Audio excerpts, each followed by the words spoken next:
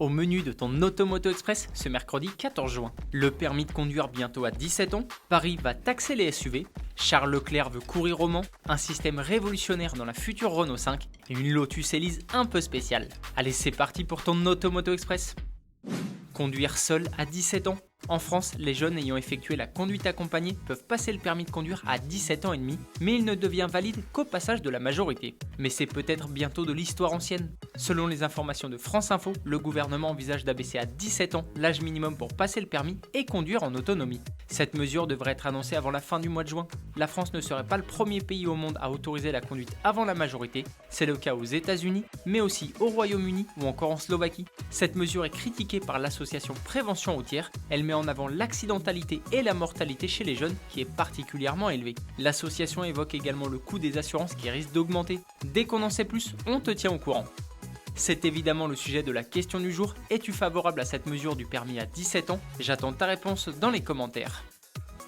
Les SUV dans le viseur de Paris. Le Conseil de Paris a voté une nouvelle réglementation pour rendre plus cher les places de stationnement aux propriétaires de SUV. Elle devrait être appliquée au 1er janvier 2024. Cette tarification devrait se faire selon plusieurs critères, le poids et la taille du véhicule, mais aussi la puissance. Un tarif solidaire sera appliqué pour les familles modestes et les familles nombreuses. Pourquoi taxer uniquement les SUV? Selon David Belliard, adjoint à la maire de Paris, les SUV vont à l'encontre de l'adaptation de la ville au dérèglement climatique. Il va même un peu plus loin en ajoutant que les SUV sont inutiles à Paris. La ville de Lyon s'apprête également à mettre en place cette mesure. Charles Leclerc veut participer au Mans. Le pilote monégasque Charles Leclerc était ce week-end du côté du Mans pour soutenir Ferrari. Il en a également profité pour faire quelques déclarations. L'une d'elles a d'ailleurs retenu toute notre attention. À nos confrères d'Eurosport, le pilote de la Scuderia Ferrari a avoué qu'il aimerait conduire une Ferrari au Mans avant d'ajouter « Une fois dans ma vie, je veux cocher cette case ». Charles Leclerc pense peut-être à la triple couronne. Pour ta culture perso, c'est le fait pour un pilote de remporter les 3 épreuves les plus mythiques du sport automobile, le Grand Prix de Monaco, les 24 heures du Mans et les 500 miles d'Indianapolis. Il lui reste beaucoup de chemin pour accomplir cet exploit, le Grand Prix de Monaco se refusant à lui pour le moment et il n'a jamais participé au Mans et aux 500 miles.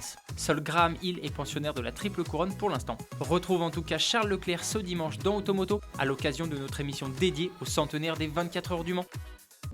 La Renault 5 se veut révolutionnaire. La future citadine électrique du groupe Renault proposera la technologie Mobilize VG2, autrement dit Vehicle to Grid. C'est un système bidirectionnel qui transformera la citadine électrique en fournisseur d'énergie. Cela consiste à utiliser l'énergie stockée dans les batteries des véhicules pour alimenter le réseau électrique général. Quand l'électricité est la moins chère, elle recharge le véhicule, mais lors des pics, l'électricité est revendue et réinjectée dans le réseau domestique. Cette technologie permettra de faire jusqu'à 50% d'économie sur votre facture d'électricité. Tous les futurs véhicules électriques du groupe Renault seront dotés de cette technologie.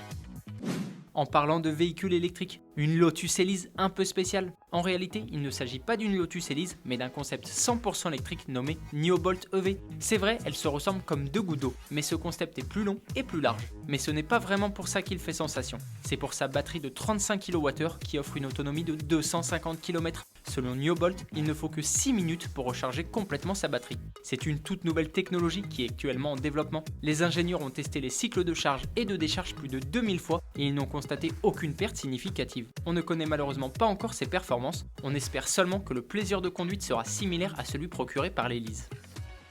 Avant de se quitter, on a une surprise pour vous. On s'est associé à Lego pour vous offrir 3 Peugeot 9X8, l'hypercar de la marque Lyon en championnat du monde d'endurance. Pour participer, rien de plus simple. Il suffit de s'abonner, de commenter et de liker la vidéo. Tirage au sort la semaine prochaine. Bonne chance à tous. Automoto Express, c'est fini pour aujourd'hui. À demain, bonne soirée. Allez, ciao!